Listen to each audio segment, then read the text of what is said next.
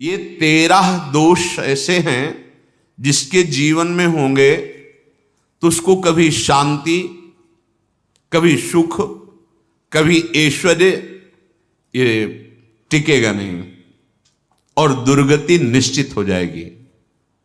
बहुत ध्यान से सुने। एक श्लोक में 6 दोष और दूसरे श्लोक में 7 दोष। उपासक को कभी इन दोषों को अपने अंदर टिकने नहीं देना चाहिए। और जो संसार के मार्ग में चल रहे, अगर इन दोषों में चलेंगे तो हुआ जो आपके पुण्य कर्मों से ऐश्वर्य है भी वो नष्ट हो जाएगा। आप दुख, चिंता, शोक से ग्रसित होकर बड़ा दुख में जीवन व्यतीत करेंगे और आपकी गति बिगड़ जाएगी, दुर्गति हो जाएगी। विकत्थनः स्पृहायुर्मनस्वी बिभ्रत कोपम चपलो अरक्षणश्च एतान् पापाः षण्णराः पाप धर्मान् प्रकुर्वते नोत्र सन्तः सुदुर्गे संभोग संविद विषमोति मानी दत्तानुतापी कृपणो बलीयान वर्ग प्रशंसी वनितास्तु देष्टा एते परे सप्तनशंस वर्गाः। जो अपने मुख से अपनी बड़ाई प्रशंसा करता है, ये 13 लिख लो दिमाग में, डायरी में, क्योंकि ये नोट हो रहा है, आवाज डाली जाएगी, आप बार बार सुन, इनसे बचिए। अपनी बड़ाई, अपनी प्रशंसा कभी अपने मुख से नहीं करना, नहीं तो आपके पुण्य नष्ट हो जाएंगे, बुद्धि भ्रष्ट माने गिर जाएगी। अगर परमार्थ में चल रहे हैं तो भी, और व्यवहार में तो पुण्य नष्ट हो ही जाएंगे। बुद्धि गिरी हुई तभी ऐसी बात होती है। और यह दोष बहुतायत है, ये बहुत प्रभावशाली है। अपनी बड़ाई मारना, इसको देख लो, पकड़ो, सत्संग है। अपने मुख से कभी अपनी बड़ाई ना करना। अगर कोई अपने मुख से अपनी बड़ाई करता है तो उसके सुकृत नष्ट हो जाते हैं, बुद्धि भ्रष्ट माने गिर जाती, पतित हो जाती है, फिर निर्णय ठीक नहीं। अगर हमारा सारथी, हमारा ड्राइवर मूढ़ हो तो कहीं भी हमको गिरा देगा, तो वो बुद्धि भ्रष्ट मतलब गिर जाती है, निर्णय करने लायक नहीं रहती। अपनी प्रशंसा अपने मुख से करना। दूसरा, लोलुपता, ये वृत्ति नहीं होनी चाहिए। धर्म से चलेंगे, धर्म के द्वारा जो हमें प्राप्त होगा उसी से हम अपना भरण पोषण करेंगे। आपके बच्चे स्वस्थ होंगे, बुद्धिमान होंगे, परिवार में बहुत सुख और शांति होगी। भले दीपक की तरह जलो, बहुत काल तक रहेगी। लक्ष्मी जी भी आपके घर में बहुत काल, हम ये नहीं कहते कि बहुत नहीं, जितनी है बहुत सुख शांति से चलोगे। अगर लोलुपता करोगे, हिंसा, छल कपट, व्यभिचार, चोरी, ऐसे धन आ जाए, वो आएगा, लेकिन वो हाइलोजन की तरह आएगा, एकदम प्रकाश और फ्यूज, बिल्कुल अंधकार करके जाएगा। देख लेना, तुम्हारे जो सुख के हेतु हैं, तुम्हारा शरीर, तुम्हारे बच्चे, तुम्हारी पत्नी, तुम्हारा परिवार, उसको देख के तुम रात दिन जलोगे बिना आग के। ऐसे उनके आचरण होंगे, ऐसे उनके अंग होंगे, ऐसे उनके दिमाग होंगे, ऐसा उनका व्यवहार होगा। ये लोलुपता अगर उपासक में या किसी में है तो उसको नष्ट कर देती है। सावधान। तीसरा, यदि आपका अपमान होता है तो आपको उसे सहन करना होगा, उससे आपके पाप नष्ट हो जाएंगे। जो तनिक सा भी अपमान होने पर बहुत क्रोध करके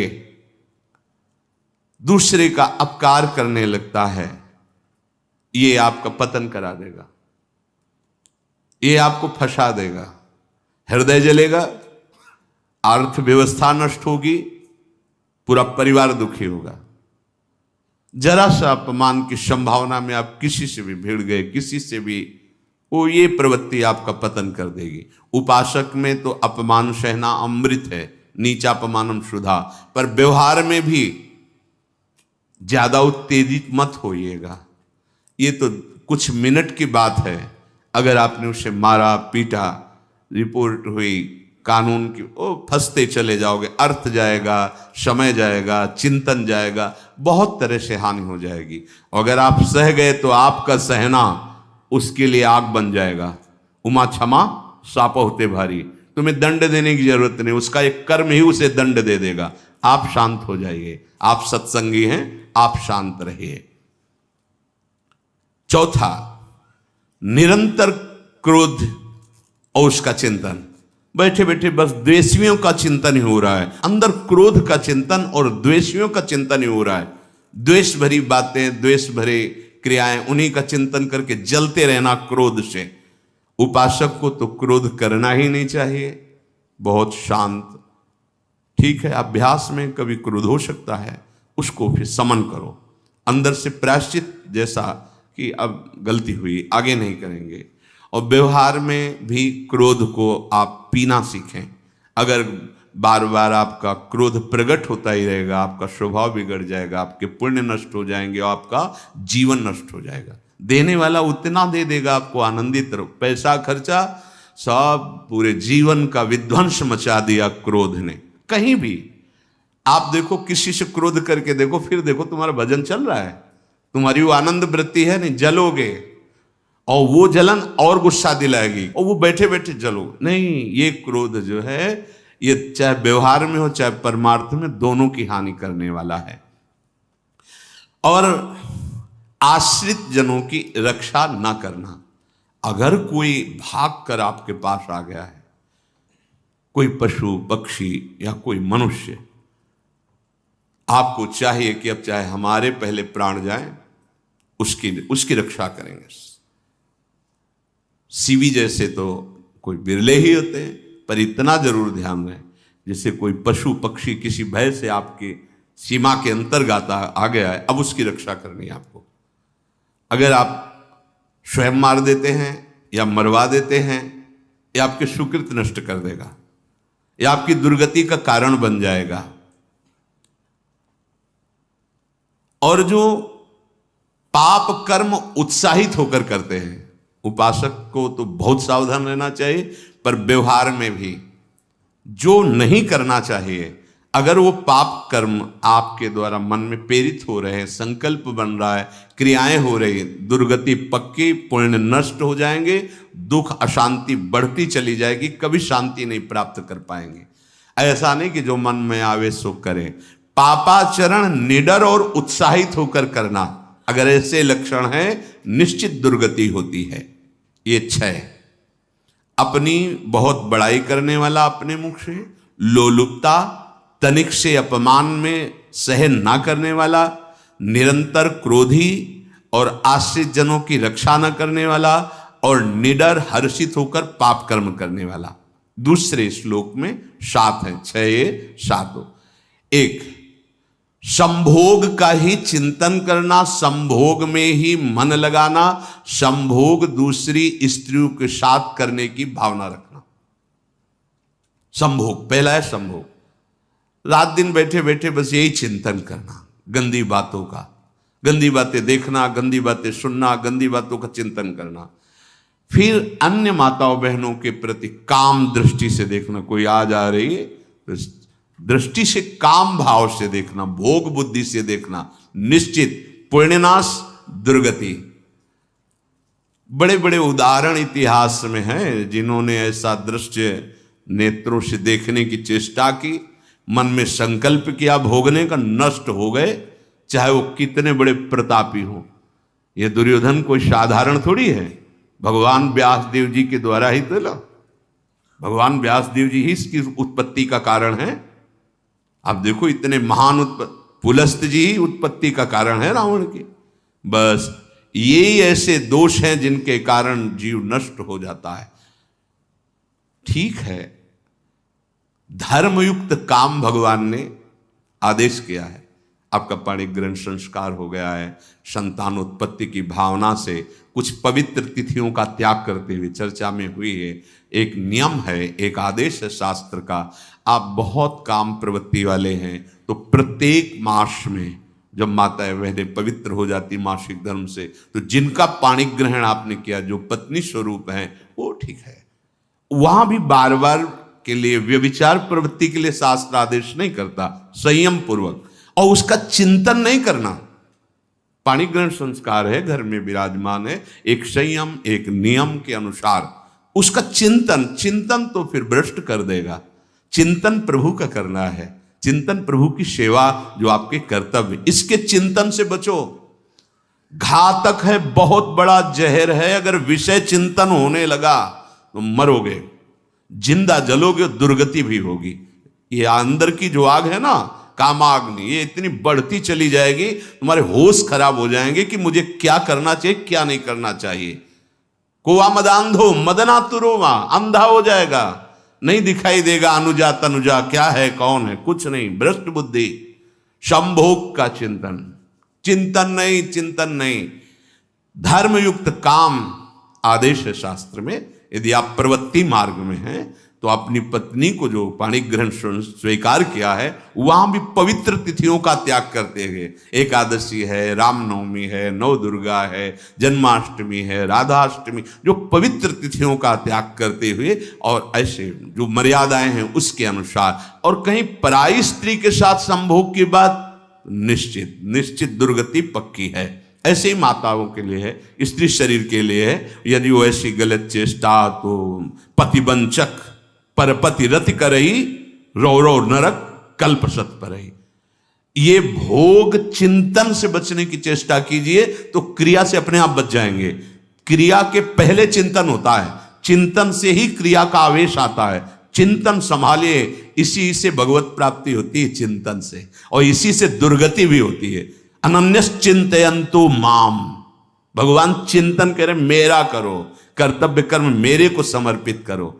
अब जब चिंतन संभोग का होगा तो बुद्धि भ्रष्ट हो जाएगी। ये जो राक्षसी प्रवृत्तियां सुनने को मिलती है ना, कि ऐसा हुआ, वो देखा सुना और चिंतन किए, अब इतनी राक्षसी वृत्ति आ गई कि बस अब उनमें और राक्षसों में कोई अंतर नहीं रह गया।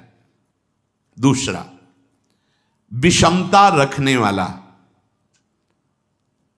सबके साथ बर्ताव ऐसा कि मैं बहुत श्रेष्ठ हूं और दूसरे सब नहीं, ऐसा व्यवहार नहीं। सब भगवत स्वरूप हैं, समान व्यवहार। जैसे आपके भोजन है तो जो आप पा रहे हो वही सबको दीजिए, बैठने की व्यवस्था, उठने की व्यवस्था, क्रम बाई क्रम, पर उसको भी नीच भाव से मत देखिए। उस कोटि का उसको प्यार दीजिए, दुलार दीजिए, सम्मान दीजिए। इतनी विषमता न फैलाते रहें अपने जीवन में कि आप सबके निंदा के पात्र बन जाए। विषमता नहीं, सबको प्यार। हाँ ठीक है, पुत्र का अलग प्यार है, भाई का अलग प्यार है, पिता का अलग प्यार है, पर हमारा व्यवहार प्रीति युक्त होना चाहिए, विषमता भरा नहीं होना चाहिए। अगर हमारे चित्त में विषमता ही रही तो संसार है, प्रभु नहीं है। जीत विषम संसार कीर्ति जग बिस्तरे। जो विषमता पर विजय प्राप्त कर लेता है वही भगवत प्राप्ति का अधिकारी। ये विषमता बहुत बड़ी हानि है। तीसरी बात, अत्यंत मानी होना। जहां आपके प्राण कमजोर होंगे, पुण्य नष्ट होगा, आयुश्री सब नष्ट होना है, ऐसे आचरण करवाएगा गुरुजनों के साथ, महापुरुषों के साथ। ये बहुत नीच प्रवृत्ति है। अत्यंत मान प्रियता, मुझे सम्मान मिले, उत्तम प्रवृत्ति है। सबको मान देना, स्वयं अमानी रहना।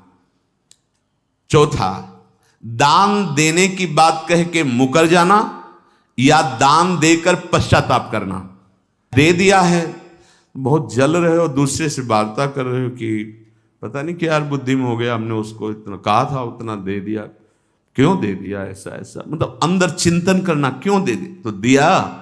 इसके बाद जो आपका ये जलन हो रही, पश्चाताप, सुकृत नष्ट हो रहे हैं। दान देकर पश्चाताप करना या दान देने की बात कह के मुकर जाना। जैसे आपने कह दिया आपको इतना इतना ऐसा, अब आप मुकर गए, ब्याज सहित तुम्हें देना होगा, ये तुम्हारी दुर्गति का कारण बन जाएगा। ऐसे ही नहीं बोलना चाहिए, बहुत होश से। वाणी एक अमोल है, जो कोई बोले जान, ये तराजू तौल के तब मुख बाहर आन। पांचवा, अत्यंत कृपण होना। ना परिवार को सुखी कर पा रहा, ना अपने को सुखी कर पा रहा है। एक एक सिक्का बैंक में जो मर गया। धन की वास्तविक गति यही है कि अपने परिवार को खूब उसकी अनुकूलता प्रदान करो, उसमें से कुछ हिस्सा किसी ऐसे को जिससे तुम्हें बदले में कुछ लेने की भावना ना हो। कोई साधु महात्मा, गाय, पशु, पक्षी, किसी भी जीव बीमार है शरीरधारी, उसके जिससे कुछ कभी लेने की भावना ना हो, एहसान की भावना ना हो। सो धन धन्य प्रथम गति जाकी, धन्य हो गया उसका धन।